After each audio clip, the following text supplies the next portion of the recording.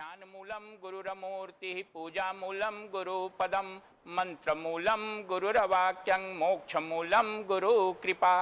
ओम शांति ही शांति ही शांति ही। आप सबों में विद्यमान परमात्मा को नमस्कार है। सबसे पहले दुर्गा की स्तुति करते हुए हम लोग आज का व्याख्यान आरंभ करेंगे। ओम जयंती मंगला काली भद्रकाली कपालिनी दुर्गा क्षमा शिवा धात्री स्वाहा स्वधा नमस्तुते। ओम दुंग दुर्गायै नमः।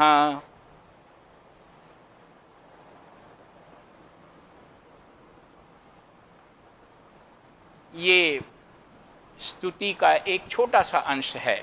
स्तुति तो बहुत लंबी है, लेकिन केवल उसकी आरंभिक दो पंक्तियों का अभी हम लोगों ने स्तुति के रूप में लिया और इसमें बहुत गहरी बात कही गई है और इसके एक एक शब्द को आध्यात्मिक रूप से समझना जरूरी है। मार्कंडे जी माता दुर्गा की स्तुति में ये पहला श्लोक बोल रहे हैं और एक एक जो नाम है, जयंती मंगला काली भद्रकाली कपालिनी दुर्गा क्षमा शिवा धात्री स्वाहा स्वधा, ये सब दुर्गा का ही नाम है। और इस नाम को गहराई से जान करके आप अच्छी तरह से समझ लेंगे कि वास्तव में ये परब्रह्म परमात्मा के बारे में ही ये स्तुति है। कहा तो ये जा रहा है कि हम लोग दुर्गा की स्तुति कर रहे हैं, लेकिन दिमाग में ये नहीं रखना है कि ये दुर्गा कोई एक अलग कोई देवता है। इसीलिए मैंने अभी ये दो मतलब श्लोक के दो ये पंक्तियों के माध्यम से आपको व्याख्या करना चाहेंगे। ओम से शुरू हो रहा है ये स्तुति। ओम जो शब्द है अपने आप में एब्सोल्यूट ब्रह्मन पर ब्रह्म परमात्मा के लिए ही आता है। ओम जो है वो परमात्मा का शाब्दिक प्रतीक है। अगर शब्द के रूप में ब्रह्मन को कहा जाए, उनका एक प्रतीक शब्द के रूप में लिया जाए तो वो केवल ओम है। अब इसकी गहरी व्याख्या दूसरी जगह करेंगे। ये ओम अपने आप में स्थूल सूक्ष्म और कारण तीनों तल को ये प्रतिनिधित्व करता है।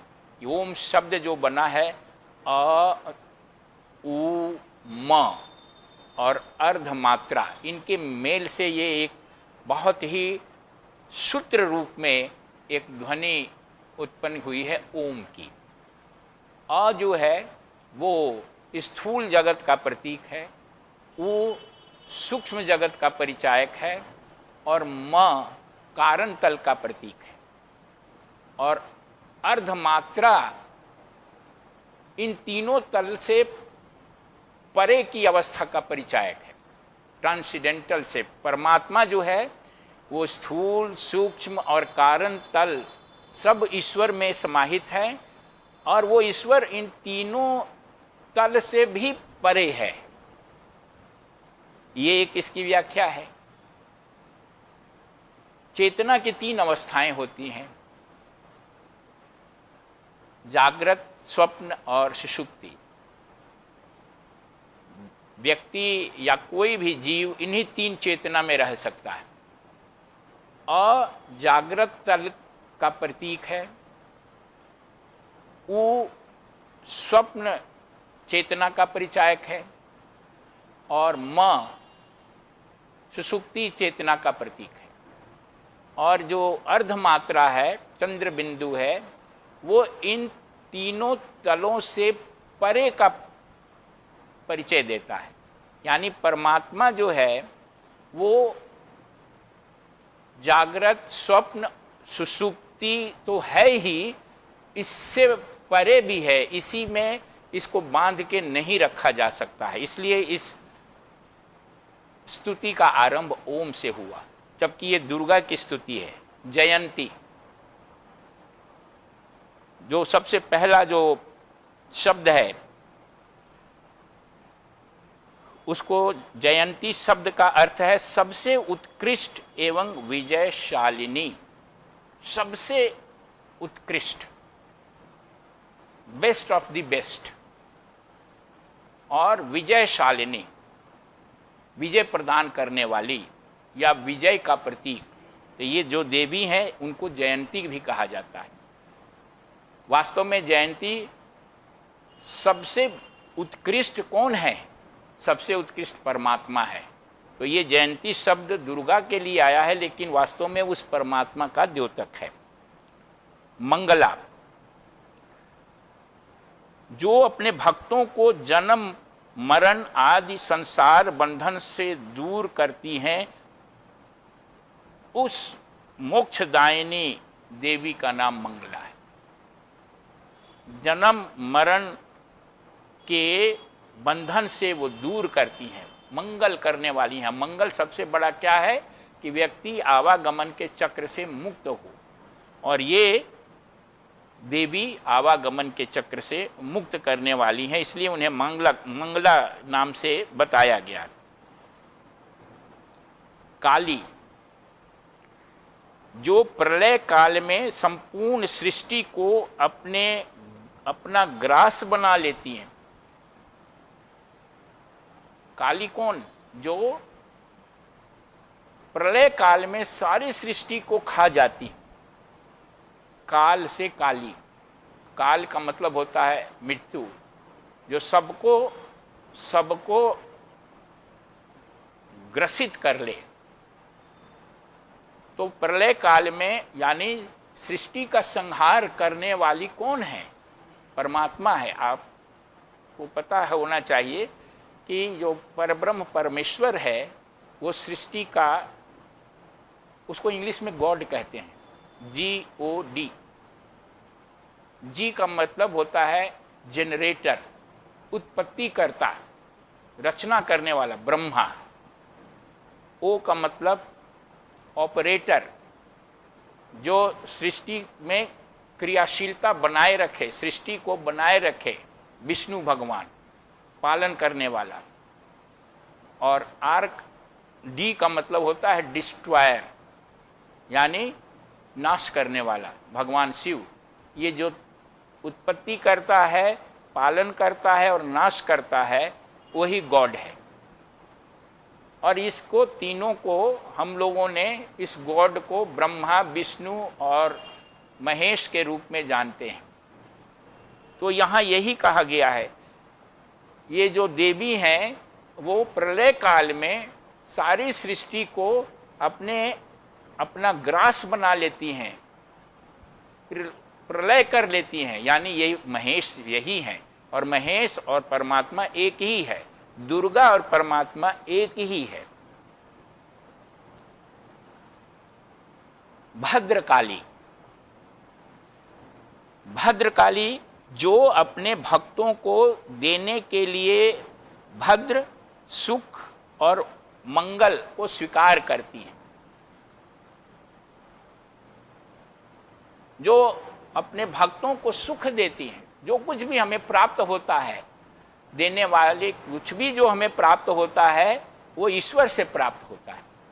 व्यक्ति को कभी ये नहीं सोचना चाहिए कि कुछ चीज़ हमें, अगर धन प्राप्त हुआ या शक्ति प्राप्त हुई, जीवन प्राप्त हुआ, तो ये किसी बाह्य स्रोत से मिला है। ये परमात्मा के द्वारा मिला है, परमात्मा की ओर से मिला है। और ये परमात्मा का वो रूप जो है वो काली के रूप, भद्रकाली के रूप में, जिसे दुर्गा भी कहा गया है। तो यहाँ ये बताने का प्रयास किया जा रहा है कि दुर्गा परमात्मा या ब्रह्मन या जो गॉड है उसका ही रूप है, वही देवी के रूप में प्रकट है। भद्रकाली के बाद कपालिनी। कपालिनी का मतलब जो हाथ में और गले में मुंड माल रखे हों, खोपड़ी रखी हुई हो, वो कपालिनी है। यानी कपालिनी मुंडमाल धारण करने वाली। मुंडमाल धारण करने के पीछे या कपाल लिए रहने के पीछे एक संदेश है कि वो वैराग्य का प्रतीक है। संसार में किसी भी चीज से राग नहीं रखना है। दुर्गा देवी जो है अपने हाथ में कपाल लिए हुए हैं, जो ये बताती हैं गलती कहाँ होती है, दुख का कारण क्या है। हम राग कर लेते हैं। राग का मतलब अटैचमेंट, आसक्ति, आसक्त हो जाते हैं। दुर्गा अपने हाथ में कपाल धारण किए हुए हैं, इसलिए कपाली कहलाती हैं, जो ये बताता है कि हमें हमेशा असंग रहना है। यहाँ रहते हुए भी हर चीज से असंग रहना है। दुर्गा, दुर्गा का मतलब जो दुर्गति को दूर करें। सदगति और दुर्गति, जो ईश्वरोन्मुख जो जाता है, ईश्वर की तरफ जो यात्रा करता है, उसकी गति सदगति है। और जो संसार की तरफ यात्रा करता है वो दुर्गति में है। क्यों? क्योंकि ईश्वरोन्मुख जो गति है, ईश्वर की तरफ जो गति है, वो आपको मुक्ति प्रदान करती है। और जो संसार की तरफ गति है वो आपको बंधन देती है। दुर्गा जो हैं वो दुर्गति के नाश करने वाली हैं। जितने अवरोध हैं, जितने विघ्न बाधाएं हैं, उनको समाप्त करने वाली हैं, इसलिए उनका नाम दुर्गा है। क्षमा यानी संपूर्ण जगत की जननी होने से वो करुणा, अत्यंत करुणामय हैं और वो सबको क्षमा करती हैं। वो जगन माता हैं। एक माता कितनी करुणामय होती है, क्षमाशील होती है, वो संपूर्ण जगत की माता हैं, तो वो कितनी करुणामय होंगी, इसलिए उनका नाम क्षमा है। शिवा, शिव का मतलब होता है कल्याण करना, और वही शिवा है, उनकी प्रिया हैं। तो जो सब का कल्याण करती हैं, वो समस्त सृष्टि का कल्याण करने वाली हैं, इसलिए उनको शिवा नाम से जाना जाता है। धात्री, धात्री का मतलब होता है धारण करने वाला। धारण करने वाला यानी जिस चीज़ को हम, इस चीज़ को धारण किए हुए हैं, हमारे हाथ के ऊपर ये चीज़ है, तो ये समस्त जो सृष्टि है उसको वो धारण करती हैं, उन्हीं उसको बनाए रखती हैं, इसलिए दुर्गा देवी को धात्री कहा गया है। और सृष्टि को धारण कौन करता है? गॉड में समस्त सृष्टि की जो क्रियाशीलता है, पालन पोषण जो करता है भगवान विष्णु, वो परमात्मा का एक वो कार्य करने वाले जो अंश है उसको विष्णु कहते हैं। वही विष्णु दुर्गा भी है। यानी कभी भी अलग अलग देवताओं को अलग अलग रूप में देखने की जो गलती है वो नहीं करनी चाहिए। स्वाहा, स्वाहा का मतलब होता है कि स्वाहा रूप में यज्ञ भाग ग्रहण करने वाले करके देवताओं का पोषण करती हैं। आप जो है ना अग्नि में जब हवन करते हैं तो स्वाहा बोलते हैं। स्वाहा जो है ये देवी का नाम है। वो स्वाहा जो है वो यज्ञ में जो अंश है देवताओं का, वो देवता लोगों का पोषण यज्ञ में आहुति के द्वारा होता है, और वो पोषण प्रदान करने वाली, पहुंचाने वाली, देवताओं को पोषण देने वाली शक्ति का नाम स्वाहा है, वो दुर्गा देवी। स्वधा, स्वधा रूप में श्राद्ध और तर्पण स्वीकार करके पितरों का पोषण करती है। हम लोग अपने पितरों, पितृलोक में, पितृलोक जो है पूर्वज जो हमारे गुजर गए हैं, तो उनको जो हम तर्पण करते हैं, पिंड दान करते हैं, तो उस तर्पण और पिंड दान का जो अंश है या एसेंस है, सार है, वो पितृलोक तक पहुंचा करके पितरों का पोषण करती हैं। इसलिए उस शक्ति का नाम स्वधा है, दुर्गा का नाम स्वधा भी है। तो मार्कंडे जी ने ये प्रार्थना करते हुए दुर्गा के ये कुल 11 नाम बताए हैं और ये 11 नाम वास्तव में परमात्मा के ही रूप हैं। जयंती, मंगला, काली, भद्रकाली, कपालिनी, दुर्गा, क्षमा, शिवा, धात्री, स्वाहा, सुधा, नमस्तुते, ऐसी देवी को हम प्रणाम करते हैं। और दुर्गा का मंत्र ओम दुंग दुर्गायै नमः, इसके भी अक्षर, एक एक अक्षर का एक अर्थ है और एक मैसेज है। ओम से शुरू हुआ है, जैसा मैंने पहले बताया कि ओम परमात्मा का प्रतीक है, परब्रह्म परमात्मा का। दुंग, दुंग जो है वो बीजाक्षर है, बीज अक्षर जो है वो दुंग, ओम, दुंग, ह्रीं, क्लीं, ऐं, ये सब बीजाक्षर है। इसके एक स्पंदन है, लेकिन इसका एक अर्थ भी है।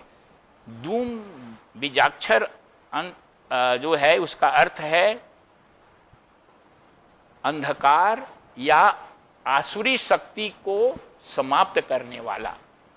जो आसुरी शक्ति, दैवी शक्ति और आसुरी शक्ति, निगेटिव फोर्सेस जो होते हैं, अंधकार के जो शक्तियां होती हैं, उनको दूर करने वाला, समाप्त करने वाला, ये अर्थ है दुंग का।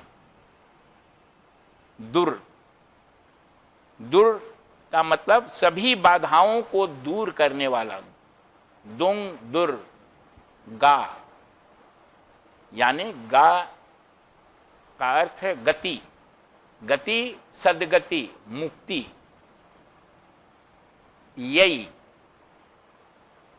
यंग जो है वो अनाहत चक्र का बीज अक्षर है और ये अनाहत चक्र जो है हृदय प्रदेश, वो महालक्ष्मी का स्थान है। तो ये यम हृदय प्रदेश का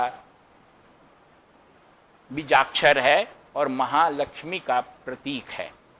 नमः, न मह, न मतलब नहीं, मह मतलब मैंपन और मेरापन। मैं और मेरा मतलब अपने अहमता और ममता का अस्वीकृति। ओम दुंग दुर्गायै नमः, इसका अर्थ यही है कि मैं जो मेरी जो लगाव है अहंता और ममता, मैंपन और मेरापन, उसको हम अस्वीकार करते हैं।